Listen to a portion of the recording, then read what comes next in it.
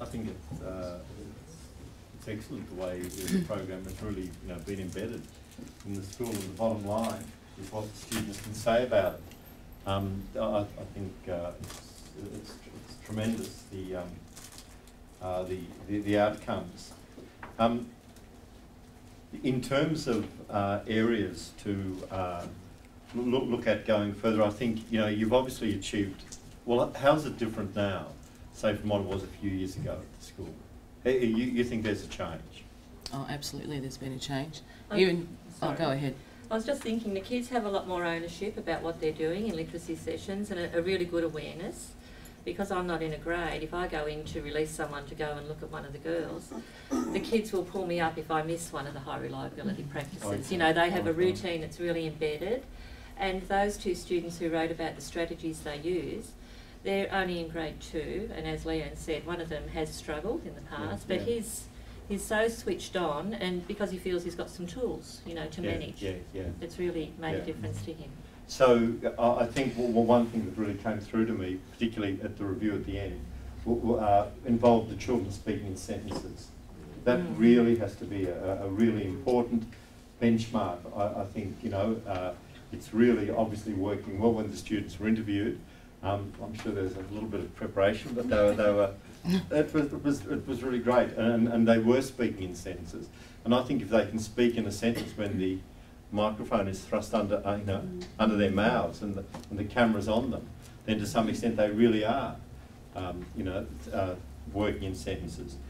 In terms of so I think the way you've embedded the oral language and you're using that as a basic platform for learning altogether will really work for the school, and I think it will work in a whole range of ways, not only in academic literacy areas, but yesterday in our discussion we talked about children learning how to use language to achieve their goals, to communicate their feelings with others, to communicate what they'd like to happen with others, and know how to use language in effective ways.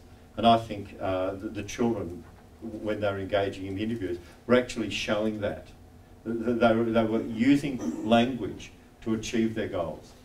The last thing that we'd want would be the high reliability strategies for the children to be barking them, like they might bark at text. So I think the idea of the children being able to say what they get as a result of using them was really good, and I'd be really developing that further. I would really be pushing that. I was thinking along the lines next year of an explicit phonological program. I know you mentioned you've got one in place. I would really be developing that at this point, because that could be one of the areas that if that isn't really moving on and the children are really working on accurate manipulation of sound patterns for 2 or 3 syllable words, that could be one area in which they could be held back. A second issue is the extent to which they're using the strategies independently, bit by bit, and also to some extent spontaneously. So at the beginning of a lesson, them saying, because given now they can all talk about the strategies, making sure that at the beginning of a lesson they can say what they'll do and they can say what the outcome might be. And so it might be over a week, each day you're going to target, say, 5 or 6 students. And so in each class, by the end of the week, you've had all the children have had a say in the strategies they're going to be working on. And with some of the children, I think I'd be looking now, because you've achieved so much.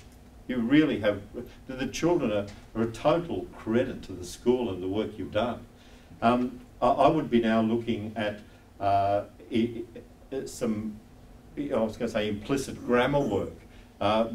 Some of the children, when they were stringing the ideas together, were using "and" a fair bit. I think it'd be good for them to, if they're able to put the ideas together, if they can put together a 3-event sentence, as some of the girls did. They spoke in 3 or 4 events. The next step is to really, put the bar up a bit and really work on getting in place the grammar for that, particularly from the speaking and listening continuum. That's it. But I think the work that we've seen from Dallas North is particularly impressive.